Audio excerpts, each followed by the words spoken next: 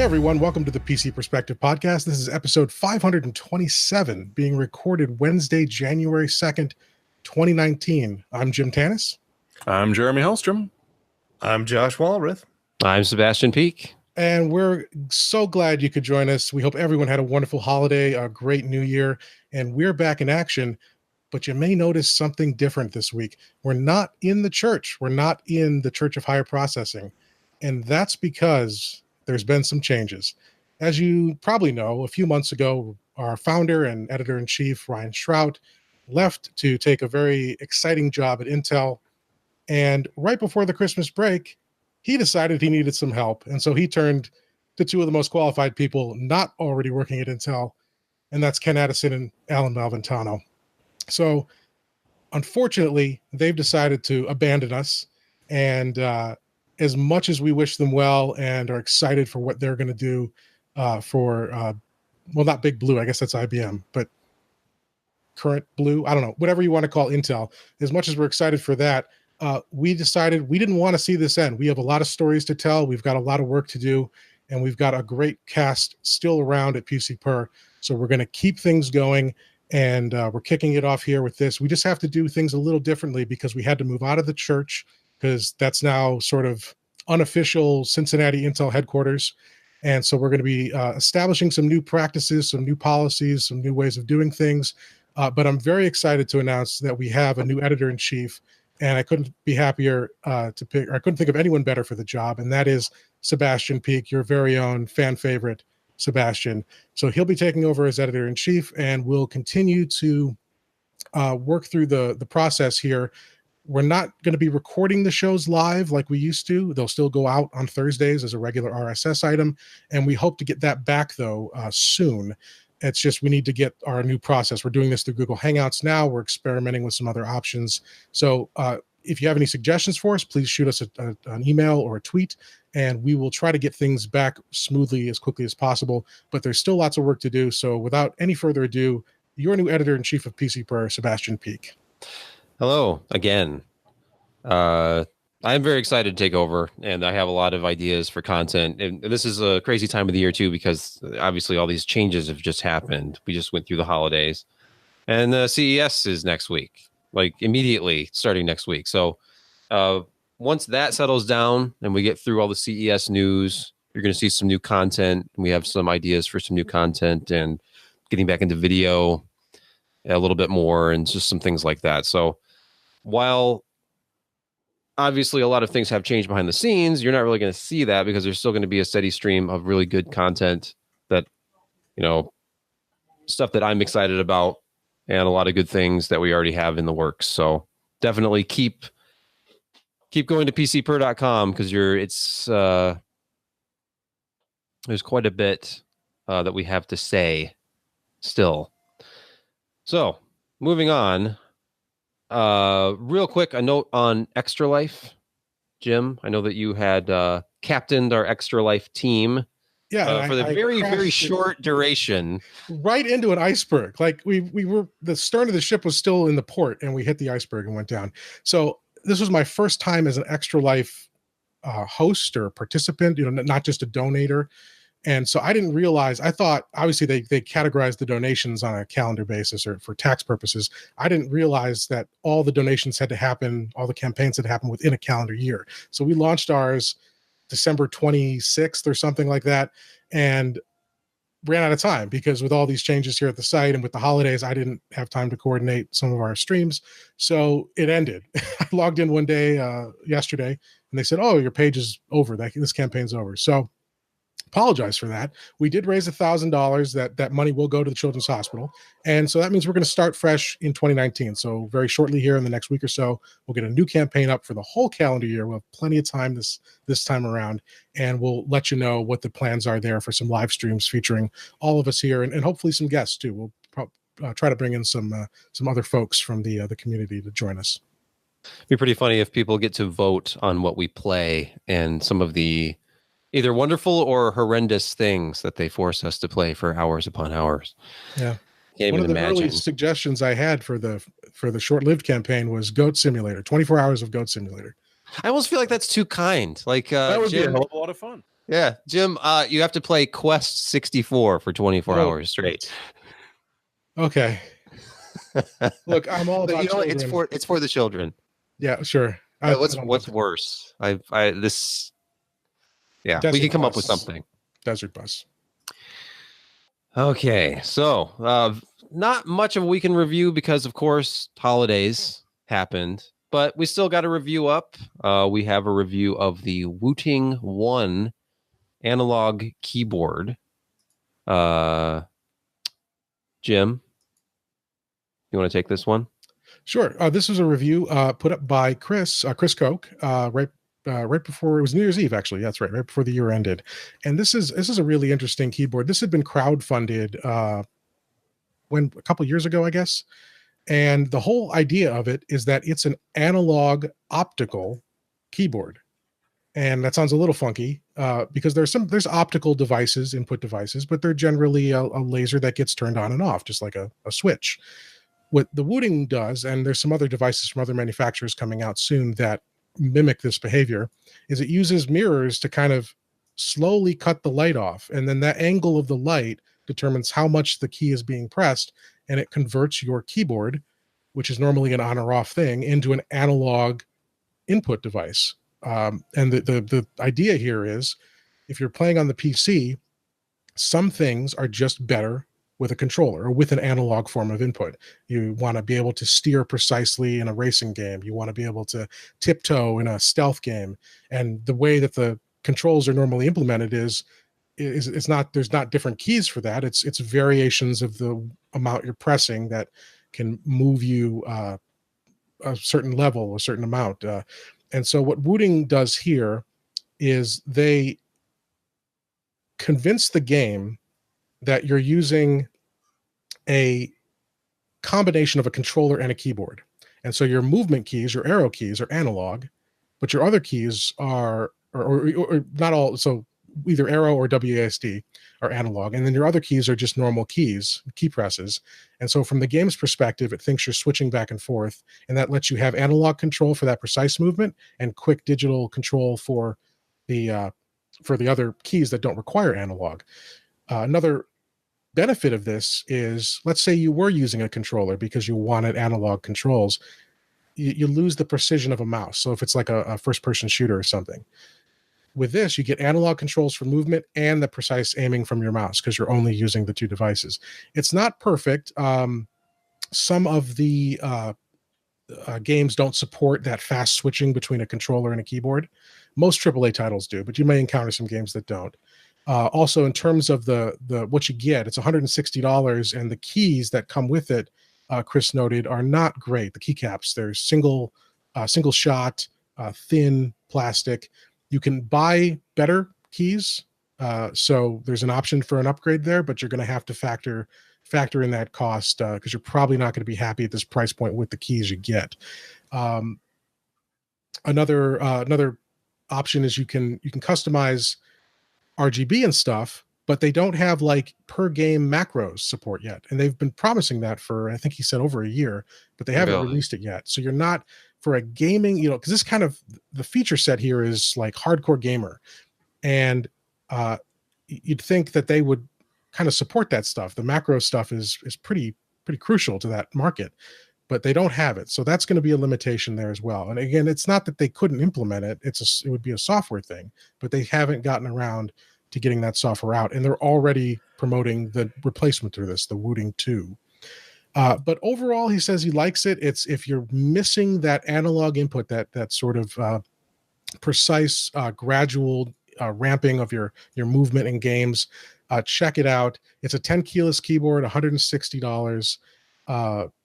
But because of its limitations, because it doesn't work with every game, because it is 10 keyless, you might want the number pad, and because of the lack of macros and stuff, you may want to skip on this one. But so it didn't win an award or anything, but it's something to consider. It's a very unique and promising development in the keyboard market, which has been pretty stale in terms of, like, there's lots of features, lots of software, all kinds of RGBs, but the basic, here's how you input through a computer or through a keyboard into a computer, that hasn't changed in years and decades.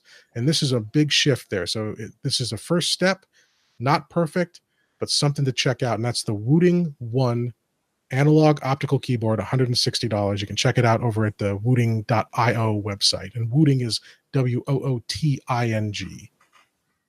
deeply Certainly seems disappointed they're not calling the follow-up the tooting. It has some interesting possibilities, I guess. Analog, you would think that via software you could have very fine control over actuation point, maybe, since they're measuring the reflection, I think. Measuring the height somehow. I mean, you could have it as, instead of, like in racing games, you can be an actual keyboard racer because you'd have control over braking and acceleration. Yeah, you can adjust the actuation point, but the total travel distance is very minimal. So, and he said you get used to it, but if you switch between keyboards often, or you first sit down to it, you have to really have a feather touch in order to truly take advantage of the space you have to depress the key and get that level of input that you're looking for. Yeah, I mean, I've been married for 20 years, and there's a reason for that. Oh, terrible. Oh, yeah. You know what isn't terrible? Cheap AMD processors. AMD announced availability of their Athlon processors with Vega graphics, these new APUs that are Zen-based, the 200 GE series.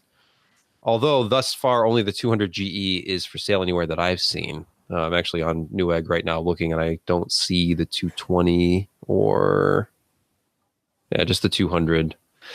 But what these are, you're basically getting dual core 4-thread parts with, I think these all have the same graphics core.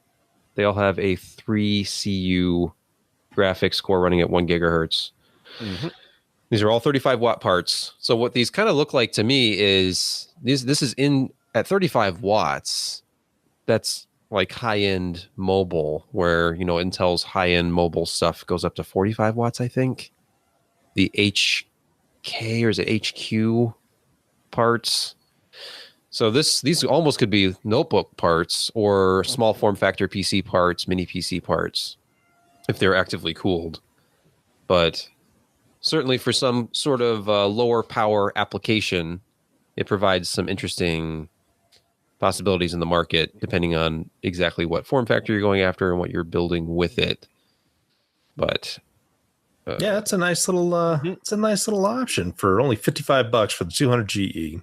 And of course, when they start, pumping these things out, it's going to be cheaper. 3.2 gigahertz is not exactly extremely fast, but for the kind of applications you're looking at, it's still going to, be a decent gaming processor. It's, going to have graphics on there. I mean, if you want to build a little machine for mom and dad, then this is certainly something you could do and be extremely inexpensive.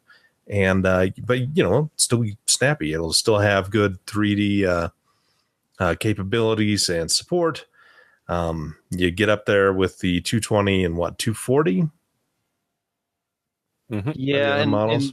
Yeah, and the only difference is just the clock speed. The base frequency goes up a little bit. You're paying $10 for 200 megahertz of base. Yeah, and the problem is that you can't just get the 200 and overclock it, or can you? Which is the follow-up story here. As Jeremy posted, and Jeremy, you had said, what was it, MSI? I wonder if this has already been corrected, if they've sent out a BIOS update. But if that BIOS version is still available, or if you know someone who was smart enough to grab it, right, you will be able to unlock these GE processors, which is something that was not allowed before. And we kind of thought maybe this was based on the processor, and the processor itself wasn't going to be able to let you overclock, but it's 100% proven that if you're running a B450 or a B350 from MSI, you can update to their latest BIOS, and all of a sudden, you can unlock it. And bumping that the $55 200G that we were just talking about, up to 3.8 gigahertz base for free, is a little bit nicer than paying to an extra $20 for a bit more frequency. And we haven't seen the 240 or the 220, so we don't know if they can get a little bit better as well. So I mean, if you see the BIOS, grab it, hold on to it. You might need it, or a friend might need it. So is this multiplier unlocking you're talking about? Just changing the multiplier and getting the free overclock that way, or is this like base frequency, like base clock? It was I mean, it looks like it's multiplier. They didn't show. Interesting, because I was hoping they'd show pictures of the BIOS, and they didn't. Right, they're using the MSI Click BIOS interface, but you can see that the ratio is what they were changing. Okay. So the assumption is that's what it is. It's not that you can actually change the actual bus speed on it. That's odd, because you'd think, well, if it's multiplier locked, that's at the CPU level. You'd think. It reminds me of core unlocking, which was my favorite thing about AMD processors back in like 2008, 9. No pencil required. Well, even what was it? I bought a Sempron 140, I think was the one. Just a single core, like $35 processor.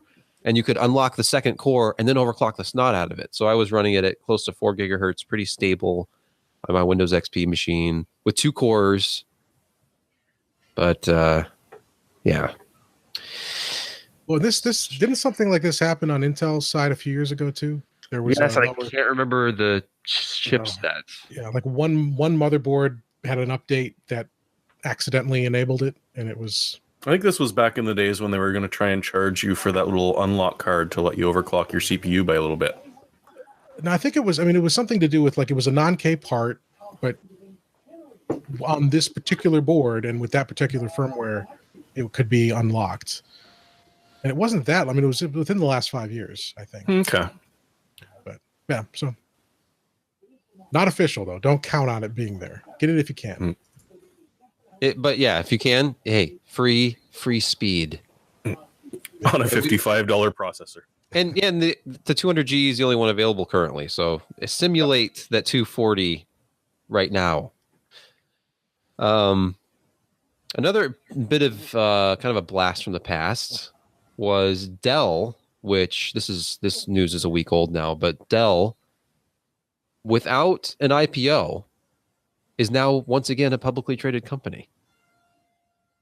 It was kind of an interesting. Have some weird laws down there. Yeah, this scenario, apparently something about their holdings in VMware, and through this buyback, were able to. I won't even pretend to understand exactly how this happened, but it did happen, and they opened up at $46 a share. Rough time of year to do that. Pretty volatile lately. I'm rough curious. Time of the year for all the people that used to be stockholders until Michael Dell bought it back. And suddenly, hey, let's invest in this again. Well, hey, your investment would pay off because they're currently trading at $47.12. There you go. So interesting. And they actually have been doing quite well relative to the market, according to the Reuters report I was reading, which basically showed that their PC business has been up in the last quarter. So it seems like they were striking while the iron was hot. Though again, odd timing.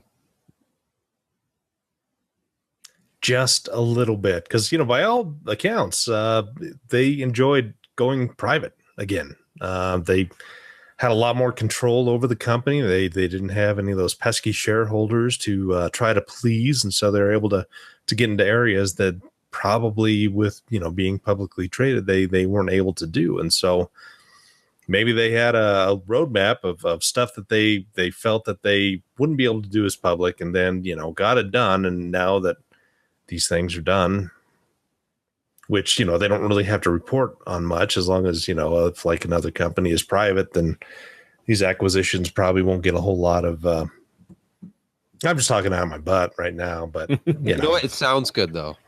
Yeah, that's if you say enough things that are lies, but in a forceful manner, people will do it. But no, I mean, it could very well be. I mean, they've made changes internally. I mean, they may have hired more people, let them go, and they don't have to report any of that crap to shareholders, so they can do what they want and stick it to the man. Yeah. Power to the people. But yeah, it's the good thing about being publicly traded is that there's interesting avenues of funding. So yeah, anyway, that original move that he made about 6 years ago to take it private, that was not just him. He leveraged that with money from, I think it was quite a bit of money from Microsoft and that Silver Lake group. yeah, something to the tune of $24 billion that they were essentially able to privately fund the buyback. I don't think Dell even put up 50% of it.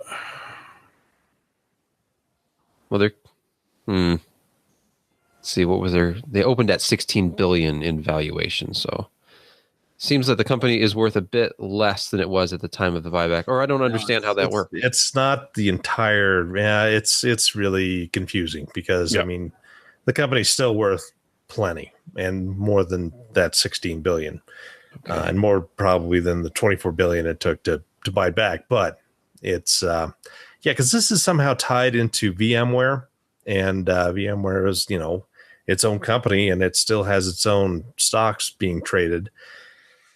So I'd have to, dig a little bit more into this to see how they did it. But, somehow it's the Dell shares were tied to those VM shares, and they bought like a 51% share or so. I can't remember which, but yeah, it's now like out of thin air, all these shares appeared and shenanigans. Yeah. Relevant portion of this being Dell's a public company. Again, if you're interested in that, we don't know anything else about the rest of it. All right, Jim. Go down to the local business. Valid. Finance major. Hey, you know what though? ARM. Now, at first, when I saw this story about ARM and their Cortex A65AE with SMT, I thought, okay, it says self-driving vehicles, industrial automation. Not really that interesting for the enthusiast community. But as I continued reading, it kind of hit me. This is ARM with SMT. They've never done that before. They've never had that as an option. Nope. So it seems like this is actually kind of huge, especially if moving forward they have any kind of presence or desire any kind of presence in like the desktop world. Like I wonder how long it'll take before this shows up in mobile, first of all, or what operating systems will be able to take advantage of SMT. Or if they already can. I don't think it would be that hard for Android. Yeah, I think they're already they can support SMT, but it's SMT it's a strange kind of bird. And especially when you're talking mobile stuff, because you've got these kind of pipelines that clock up and down, and when you're doing SMT type processing, they're kept at full utilization, or as utilized as they can, and so you don't get any of those kind of power savings that we see with mobile.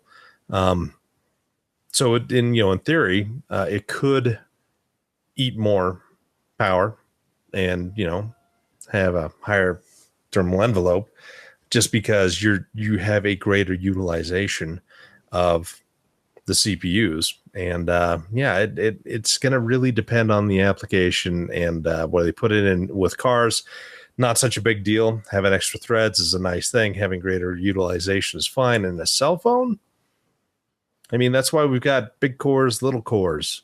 And if you add SMT into the mix, it's going to make things a lot more complex. I mean, if you really think about it. So it's nice to have that there. There's more tricks to getting SMT to work well than just kind of adding it in.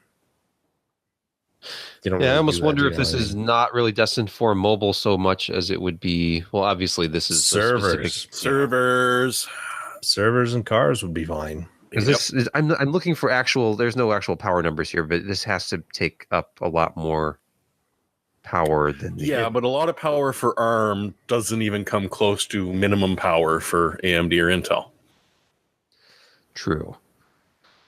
Anyhow, if you're interested, there's quite a bit of information about that. ARM has published a paper about this, apparently, which is the source of that article. So check it out. Just thought it was kind of interesting.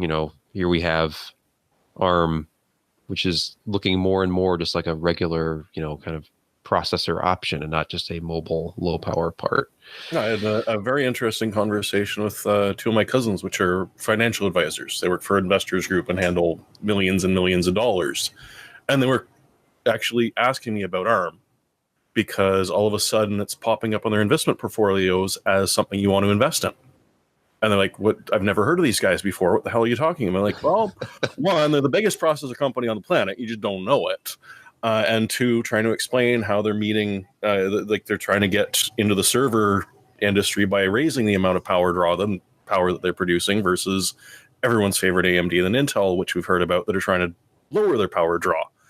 And, so I think they're going to be looking into it because like this sort of product from ARM really does make them attractive, not just as techies, but, as companies looking to invest in the future.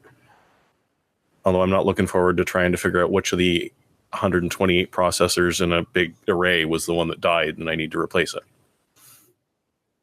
But it won't die. Throw out the whole rack at that point. Yes. Well, it's only $40. What the hell? Price. These are just disposable cards at this point. You pull it out and it looks like a stick of memory. Like, yeah, it's just some whatever. How'd they get the traces on the cardboard like that? That's kind of neat. Well, I don't have a clever transition, but another piece of interesting news that was actually came out a few days ago. NVIDIA OC scanner. This is an API that they released with their RTX series of cards that was already in, MSI Afterburner for automated overclocking. And now MSI likes to let you overclock things you're not supposed to. Yes, they do. And I've always appreciated it. But now, apparently, the latest beta, it's Afterburner 4.6.0 beta 10. It offers full Pascal support. So now all of your GTX 10 series cards can be automatically overclocked. So there's a link in the article to go right to the page to download this latest beta, which apparently they are saying is going to be like their final version of this. So it's really less of a beta and more of just like a release. You got to be careful, though. I mean, they may have changed it by now, but when I tried to download this, the official file listed at MSI's website is beta 9. So really? I had to go through to Guru 3D or file. What's it I link to? Let's Guru 3D. Guru 3D. Yeah. Okay.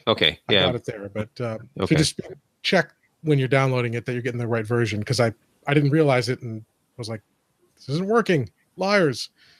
I wonder if I should try this with my ROG card or if that's just a bad idea.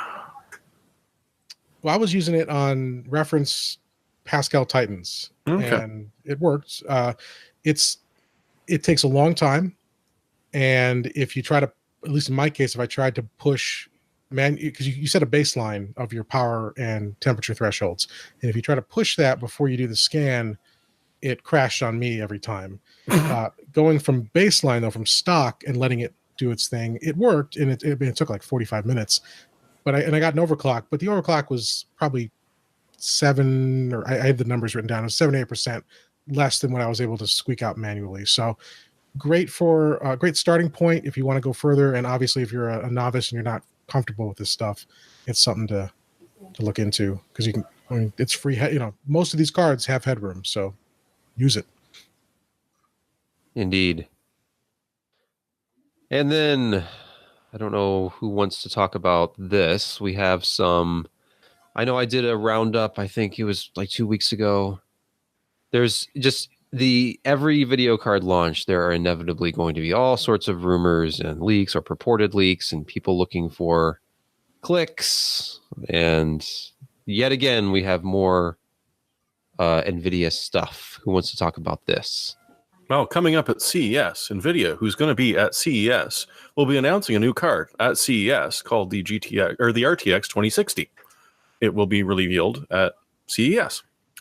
I am sure that someone will cover it. I don't have to go, and I'm very happy about that because I don't like going to CES because, well, it's CES.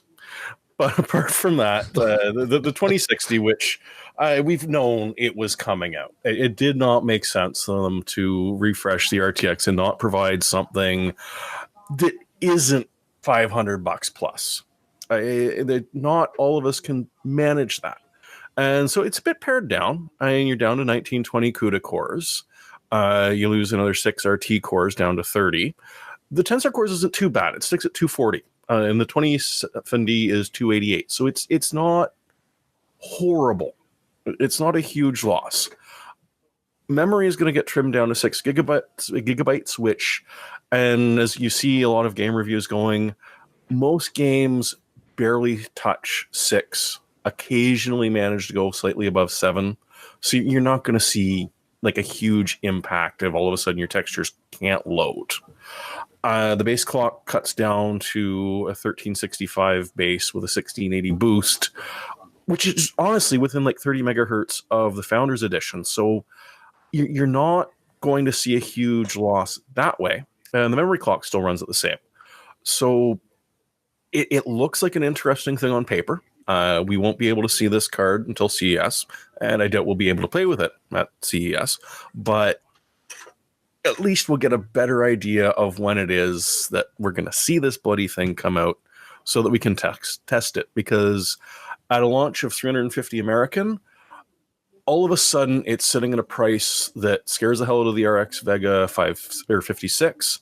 It's, depending on how it performs, maybe scary for the Vega 64, significantly more expensive. And of course, you know, there's always that wonderful little confusion about the MSRP is $350.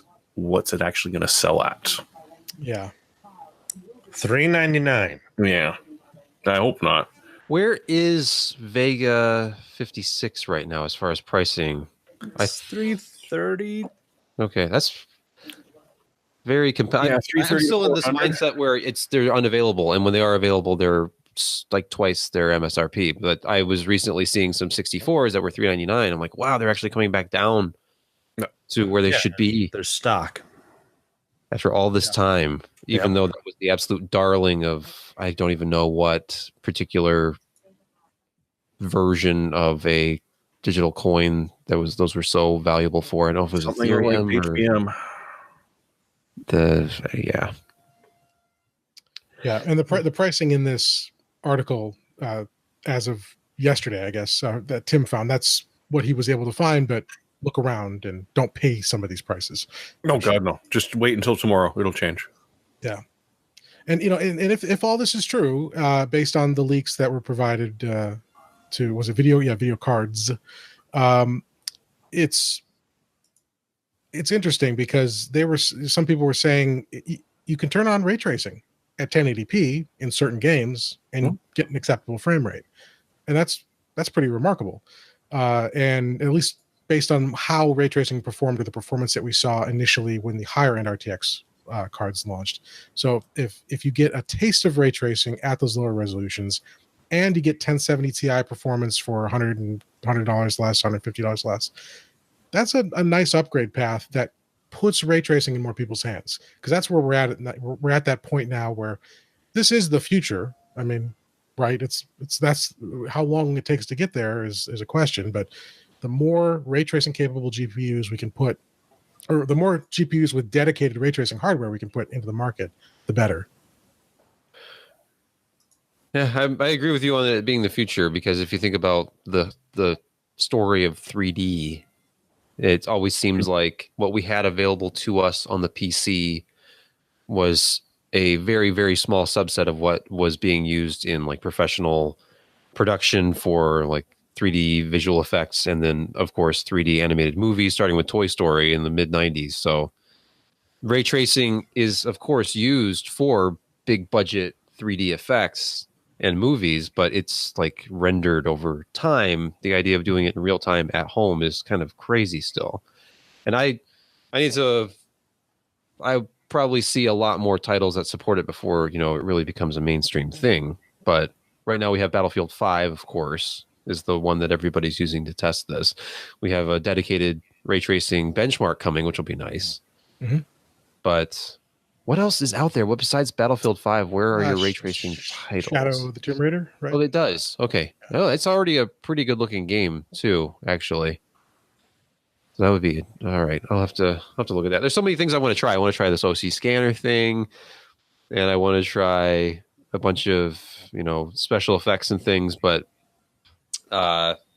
in the brief time that I've served as editor in chief so far, I've had very little time to actually play with anything. Like I took those RTX 2080 and 2070 cards home, and I haven't been able to do anything with them yet. No Shadow of the Tomb Raider for me, unless it's just staring at a benchmark. Yes, you will do much of that. This is your life now. I know. It's cool to have hardware, but it's not as cool to actually, test and write about it ad nauseum. Right. I just feel like I'm being punished because I got it home and then it was like, get ready for the holidays. And then it was the holidays and now it's CES. Yep. I've played no games. And of course, when I do play games, I'm playing stuff that would run on probably a relatively powerful calculator. So like Matrox Mystique. Yeah. Yeah. Yeah. But I do want our audio listeners just briefly check out the video of this episode and look at Sebastian's setup. Because if you've watched our video shows, you've seen where he's in the same location he has always been. And you wouldn't know it. It's those special effects we were talking about. I'm actually being ray traced right now in this 3D rendered environment. Wow, so that's actually your basement now? Yeah. Wow, that's good. That's a fast paint job you got on there, man. New IKEA desks and well, those are the same ones I've had before. What I've actually tried to do is recreate the office that I used to have before my son was born and kicked me out of my office. Because my wife insisted that he have his own room. I'm like, what? He's so small. He doesn't need his own room. Well, he could sleep in the basement. He Oh. could have his own room in the basement. yeah, he could. Yeah. Anyhow. Speaking of the basement, little anecdote for everybody here. My son, I found him down here yesterday. I lost him in my house. I have a very small house. It's 780 square feet. I couldn't find him. Son. What's that? You've got a very small son too. I do, and I couldn't find him anywhere in the house. And I started to freak out. I'm like, the front door is still closed and locked. Back door is closed. I walked to the basement door. It was closed, and it has one of those like safety handle things on it, so he can't open it. I couldn't find him, and I finally just went down to the basement, and he was just walking around. He had an iPhone, and he was watching Octonauts, and he was just messing around with stuff down here. I don't know how he got down here or why he closed the door after himself, but it happened. Boy, Or I imagined all of it. that kind of reminds me of one of the first times that a buddy of mine volunteered to take a look care of our son when we first got him, probably about 4 or 5 months after, and he was 22 months old. So he could walk around and kind of communicate. And I know that we're going off on, La La Land tangents, but the kid didn't like being left alone with him. And so he would run into the office that Vic was at and just start yelling at him and screaming and crying, then run away. And then he'd come and check back and make sure that Make sure he was still Vic there. was still there. And he'd scream and yell and cry and he'd run away. And finally it got really quiet. And, Vic was just kind of, browsing around on the computer and looking at the internet. And it's like, maybe I should go check on this kid. And he looked around. He could not find Ty anywhere. Nowhere. I mean, he started looking outside, looking around, calling him, whatever. And finally, he went back up to his room, which he had checked, but obviously he didn't look close enough at the bed. Well, the kid had just put himself to bed and covered himself up entirely with the blankets. So, yeah, panicking when small children suddenly go missing. It's a real thing. Yeah, you can always make another one, right? Or grab another one. Yeah, sure. But there's so many questions to answer, and Yeah, it's just not worth it. no. Moving along. Well, it is time for that segment everybody looks forward to every week. Well, except for, holiday weeks when we don't have a podcast. But Picks of the week. If I may, Mr. Editor-in-Chief, did we want to do that one special segment on the history? Oh, yes. I thought we were going to do that after the picks, but yes. Oh, okay. Well, whatever you want to do. Who wants to? You want us to do it now? Let's do it now. All right. Well, Jeremy's the elder statesman, so take it away. And I don't even remember. actually, I probably should explain this to the. I honestly don't know how long it's been. Yeah, so we dragged him up. We dragged him out in the woods. No, so we thought that this would be. It's a New Year's show. There's been some changes. A light show on topics. We thought it'd be fun for all the listeners' sakes, kind of go over where we all came from. How did the hosts here end up at PCPer? Just because we figured not a lot of people may know that it's been a staggered crew that's come in here. So. Can we put some sort of really schmaltzy music over this? Like your PCPer story.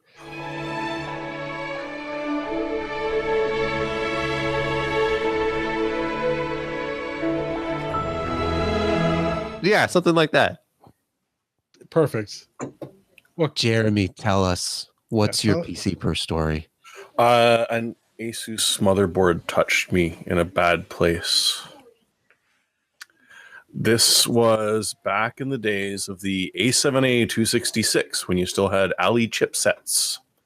And this particular motherboard came with both SD RAM and this new fangled technology called DDR.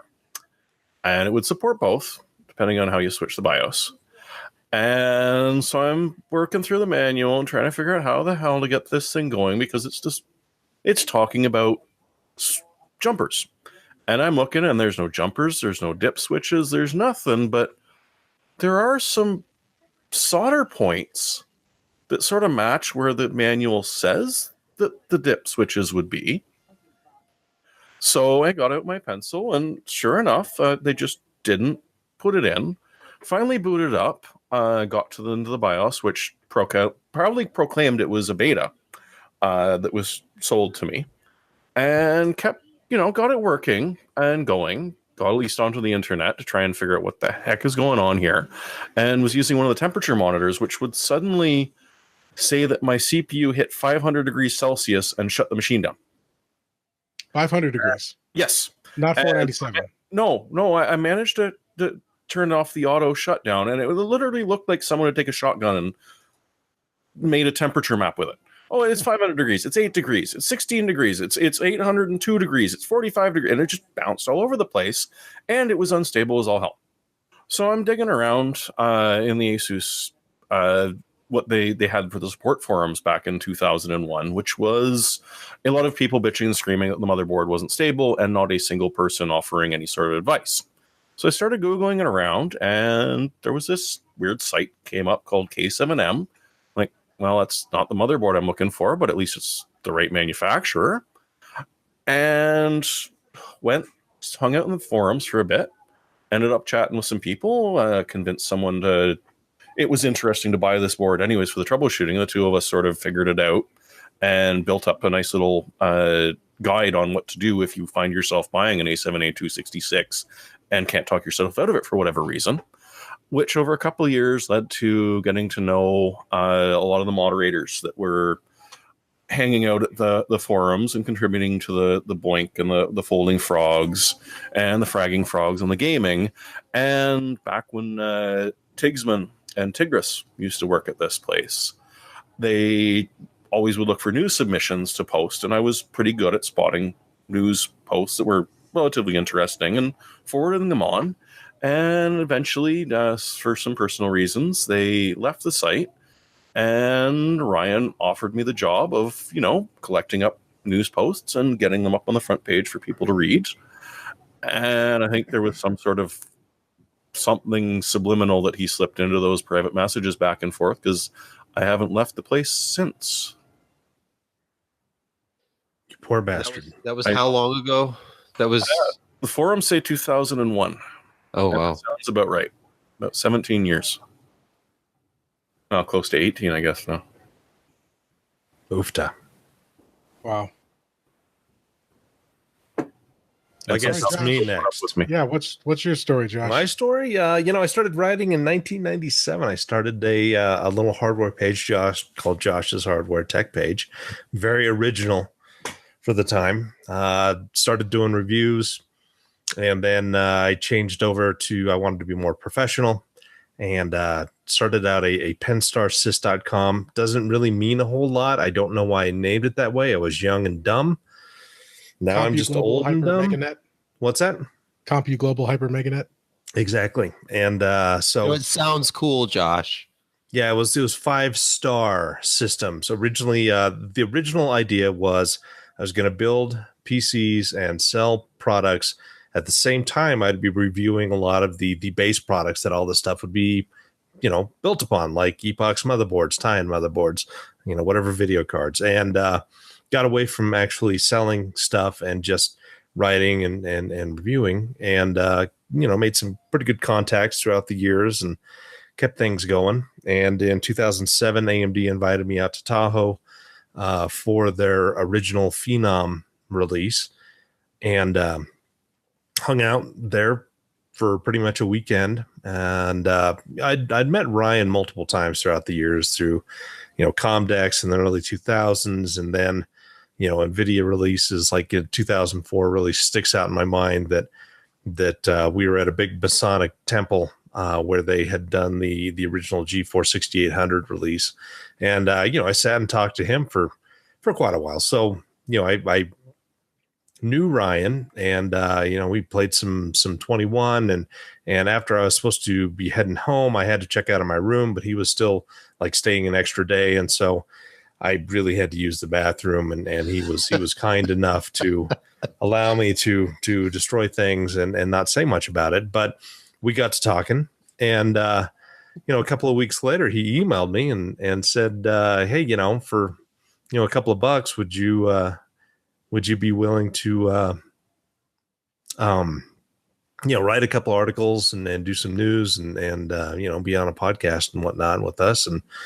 And I thought, I've been struggling trying to get advertising. A bunch of advertisers had just jumped ship in late 2007, early 2008. And, it just made sense to have a better, steadier income with a larger place and, have more opportunities to write about stuff. And so I got on that January of 2008 and kind of shut down the old site. And yeah, I've been here ever since. So that's my story.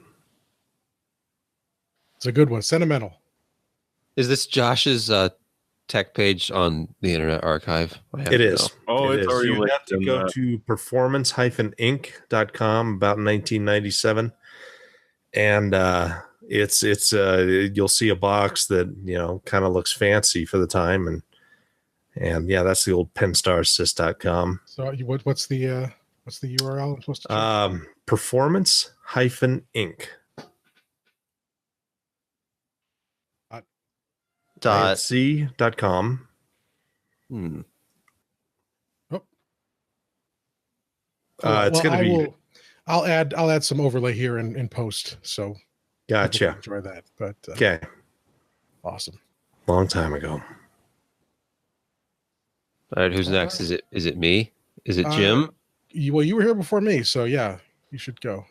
I'm trying to think of when I actually discovered the site. I didn't actually join until early 2014. It was one of those things where, because Ryan was doing, of course, the PC Perspective podcast, which I didn't know yet. I had just started listening to podcasts. So I was very late getting into this. So it was like early 2009.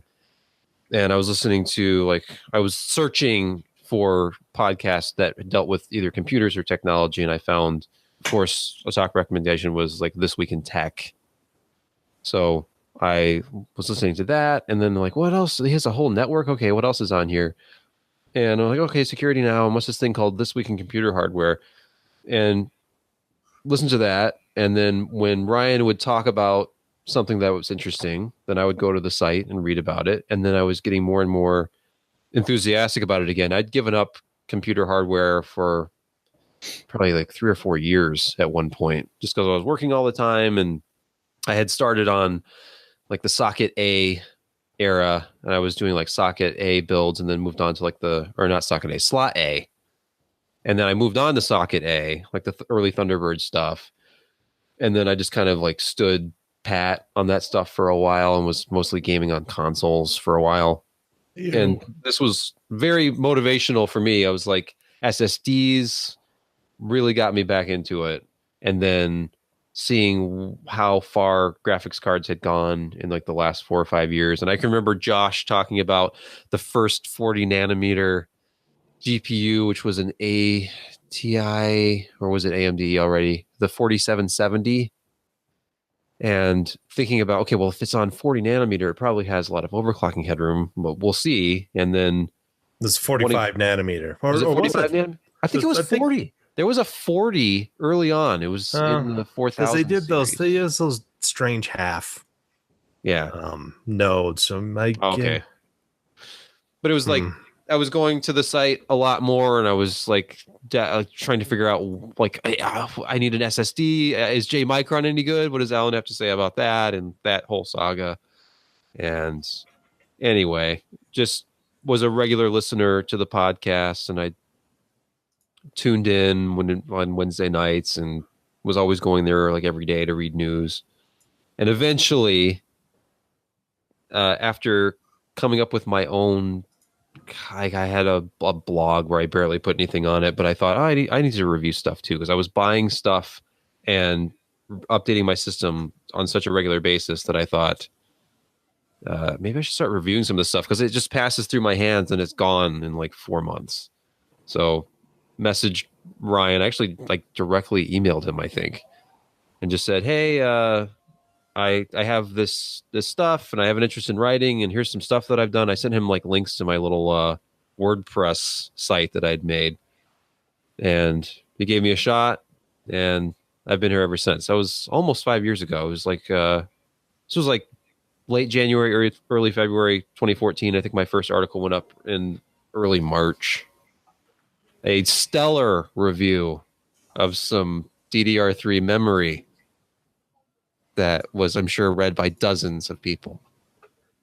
Hey, doesn't matter. You came from the outside and you took this whole place over in 5 years. That's impressive. Which is a little surreal, actually. So I'm like, I was just a reader. I just liked the site, and it was like a part of my life for a long time. Then I'm like, hey, why don't I see if they need any help? Because I didn't know how it worked. I'm like, do you just like ask somebody out of the blue? I didn't think he'd even see my email, but he responded to it. And look where you're at now. See your photography and case review skills. Yep. I know. The world would never have known that cases could be shot from the angles that I've shot cases from. Exactly. Yeah. It should be illegal. Groundbreaking. 3 states. Yeah. All right. And then my story is I'm the newest. It's been a few years. A few years ago, I was looking to turn my life around. So I walked into this church, and it wasn't a church. No. Good story. Good story.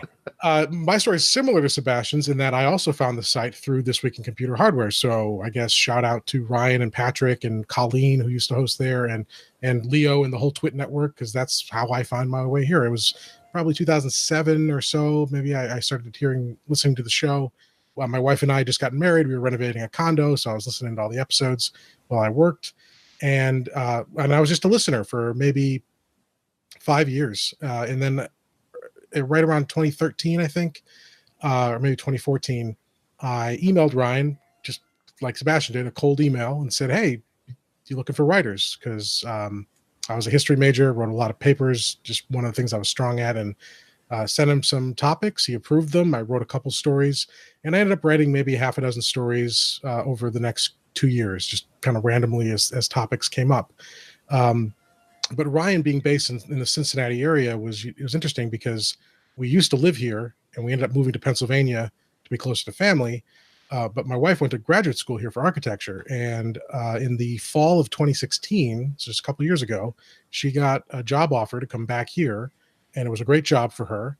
And so I emailed Ryan again and said, hey, now that by that point we knew each other. We weren't best friends or anything, but he knew who I was. So I think actually I called him and just said, hey, I'm coming back to town, and I had another website that I was working on that's sort of a general consumer PC and Mac website called Tech Review. I said, can I rent a desk in your new office? Because they just moved into the church, and I can do my stuff from there. And then I can also help out with you as you need help. He said, sure. Moved in, started contributing where I could, balancing the two sites.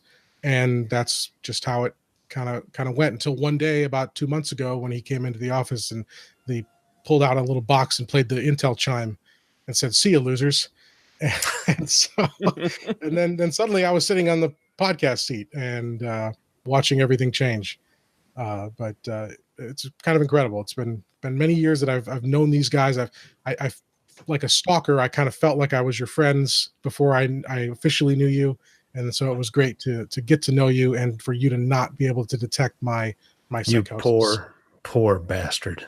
No, it's okay. It's okay. You guys are great. That's how scary the rest of my life is. You guys I like how you two found us on Twitch after we were off of Twitch. Or Twit, rather. Because we used to be on Twit TV. I think when I first found you, and then I went from Twitch to the site to the podcast, it was still being simulcast. Yes. It didn't last long, but it was still being simulcast. So it sounds like Jim and I started at the same time because it was one of the shows on their schedule that was on Wednesday nights live. Yeah, yep. We're live on Twit TV. Yep. And then they having Colleen and staying and teaching her things that she didn't know before. Oh dear. No, I'm sure that she would teach us. I was going to say she seems pretty wise. I don't know. Yeah. Anyhow, well, that was a lot of hot dogs. That was a lot of hot dogs. We got away with hot dog down the hallway for a long time before she figured that one out. That's true. All right.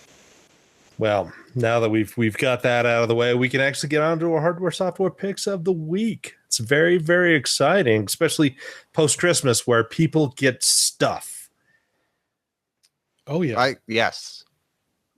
got stuff. I guess I'm up first. So let me this screen sharing is a little awkward. Here we go. Okay.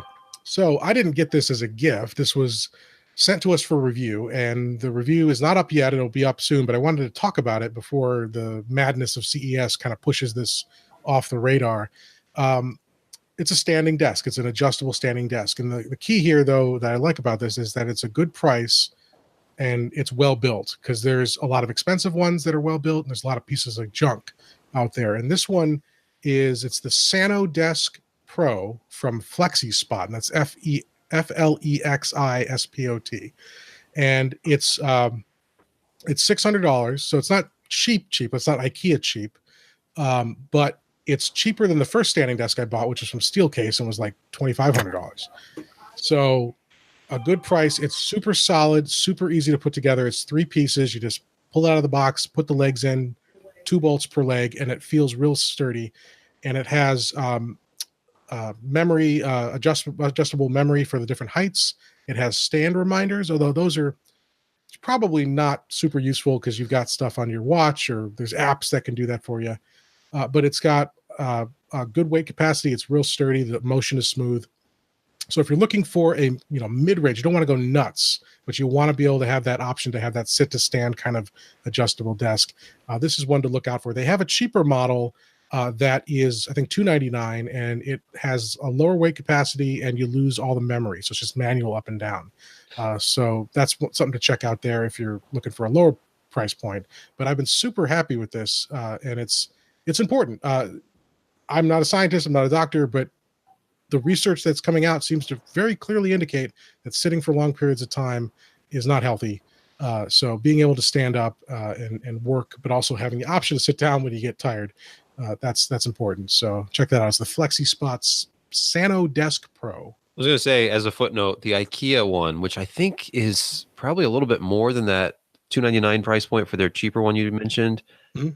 Isn't the IKEA like the motorized standing desk like $349 or something? Maybe it's somewhere around that price, $300. But the thing is, you have to solder the motor too.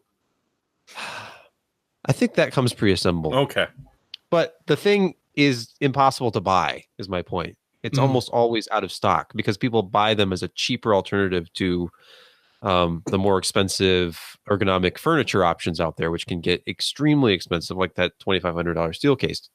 So it's kind of interesting. Like you have more options, and then you have the option of one that has memory, because I know the IKEA one is just up and down. Yeah, and we had one, or I say we, those Intel traders had one at the old office. That was the studio desk, was an IKEA basic up and down desk. And it was fine. It didn't feel as sturdy as this one. And the other thing is that it was loud and the motion was very, abrupt, rough, I should say. Whereas like this a one step motor sort of jerk. It wasn't that bad, but it was it wasn't, you felt it shake and it was loud. You could hear it.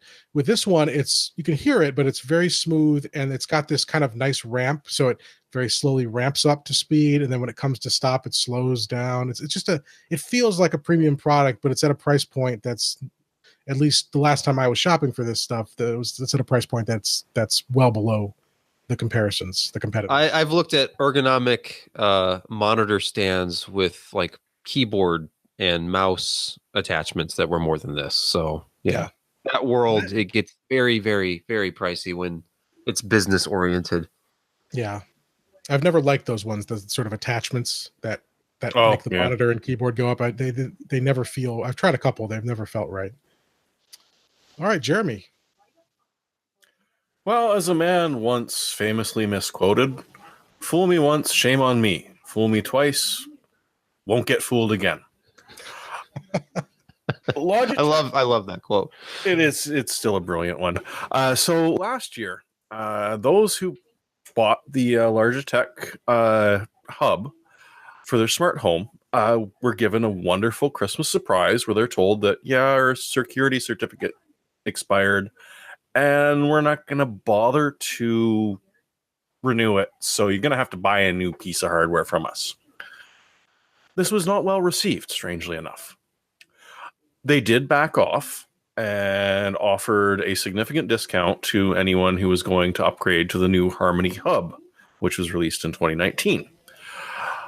Going back just a couple of days ago, they did it again similarly. Anyone who was using their Harmony Hub with a variety of XMPP plugins so that they could control things that weren't Logitech products in their smart homes were suddenly locked out. And boom, anything that wasn't specifically a Logitech API and a Logitech product, you simply couldn't do it. And most people that buy a smart home screw around with it. That's why you get it. You can make strong bad lights from your light bulbs and do all sorts of fun things. So taking all that away was pretty nasty. Again, they backed off very quickly and said, okay, well, we'll make it a beta program you have to opt into. And if you do, all of your old stuff will work, which in a way is kind of nice because it means that people who don't really know what they're doing aren't going to opt into it. They won't have to worry about nasty strangers installing it. It's just that this is the second time that Logitech's done this. So because I couldn't find a pick, I'm going with an anti-pick, which is, honestly, if you're looking for a smart home hub, Logitech's pretty much said that it's not the way to go. I love their mice. I just don't understand what they think they're doing, and I'm not looking forward to what happens next Christmas. So if you're shopping around, I strongly suggest don't buy it.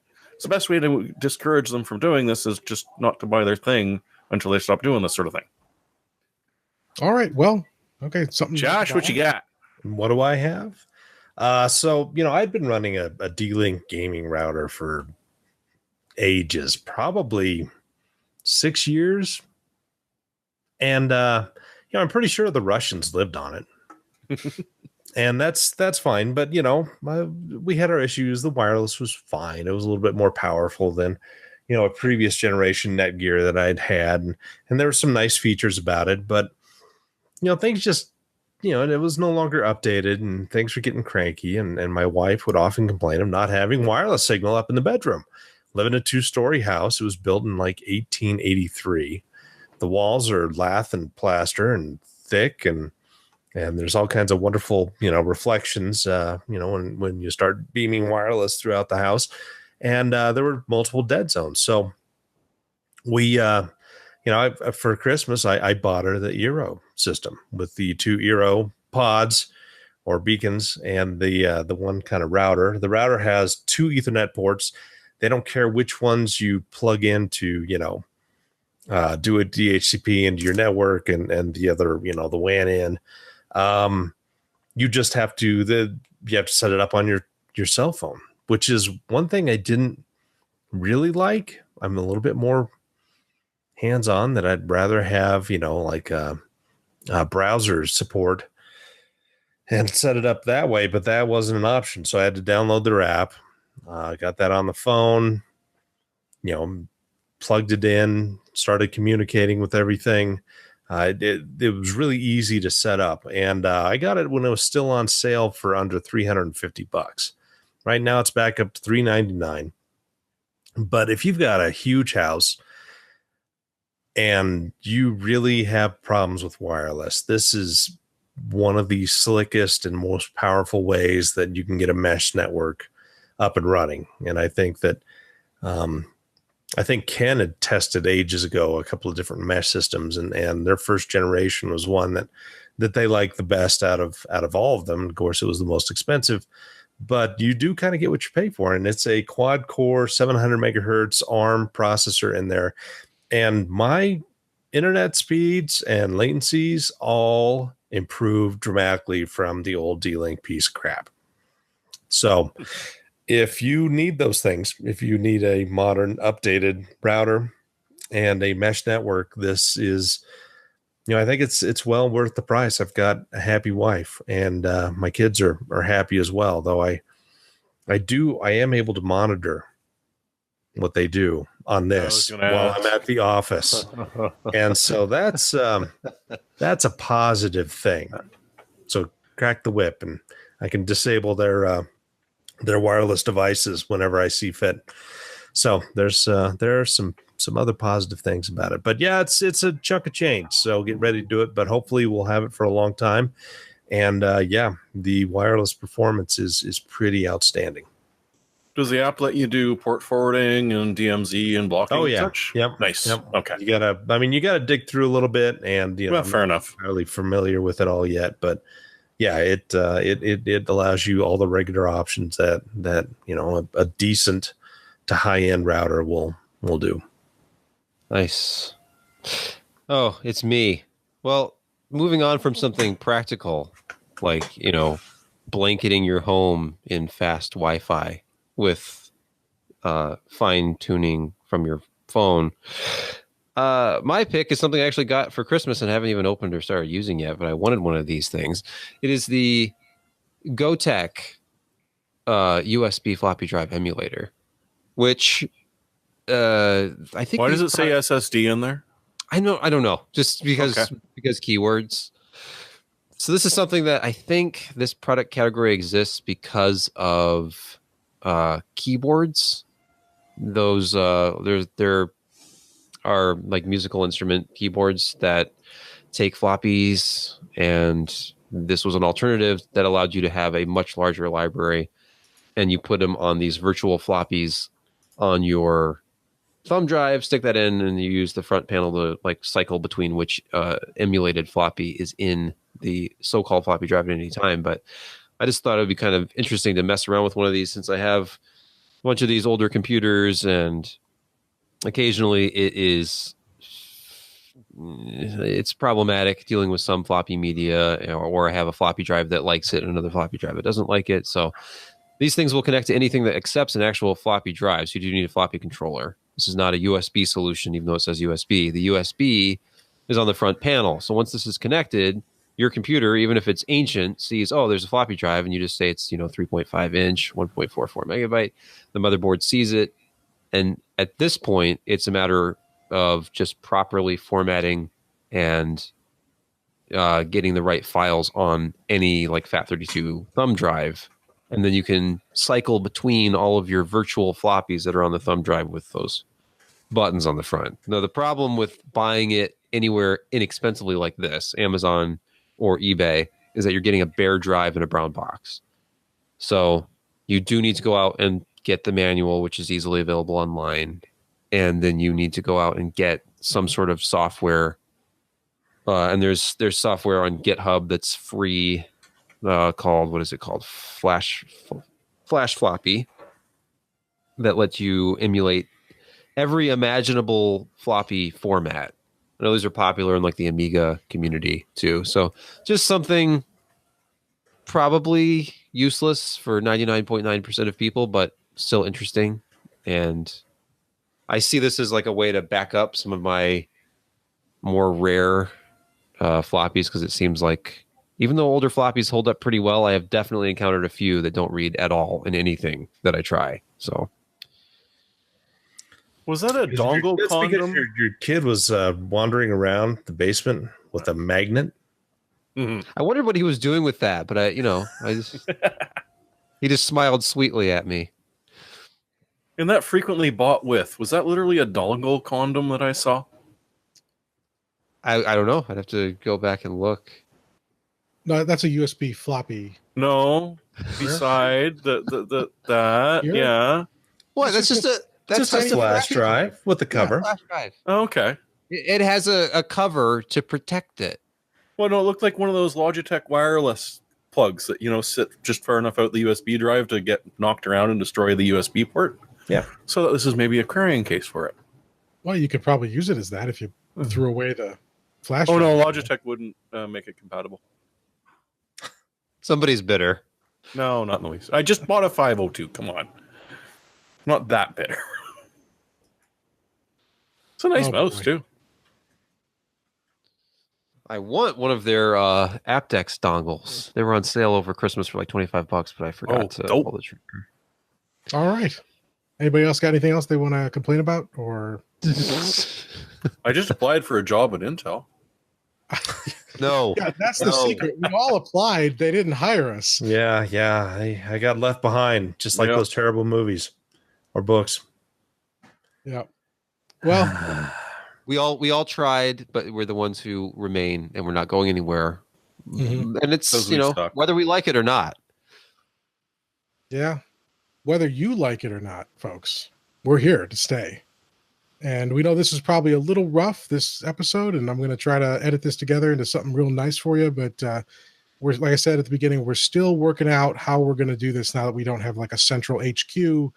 We're all of us that are left are in different locations, which is totally doable. We just haven't done it that way for a long time. So we're going to try to find some ways to do it. Like I said, if you have any suggestions on services or setups, please let us know, and we'll continue to refine and get this sorted out. But we're happy you stuck with us. We're happy to see you here in 2019. And Sebastian and I will be at CES next week. So our normal podcast that night, I don't know. We're going to have to see how we sort that out with Wi-Fi and availability. AMD's having an event that night, so we'll try to figure something out. But we'll also have videos going up at the site as we talk to vendors and talk to manufacturers. So check that out here at PCPer as well. And anybody else got any closing remarks? Happy 2019. Yeah. Let's try to make it successful. I've got a monitor review that's halfway written. I was going to have it as one of the last blasts, but it just didn't work. Plus, I figured more content for you is probably a good thing. Thanks. Yes, Josh. Well, thank you, folks. Hope you have a great start to your year. And like I said, stay tuned next week for CES content here at PCPer.com. And we will be back with the PCPer podcast, if not next week in a normal fashion, the following week. And we'll see you then. Thanks.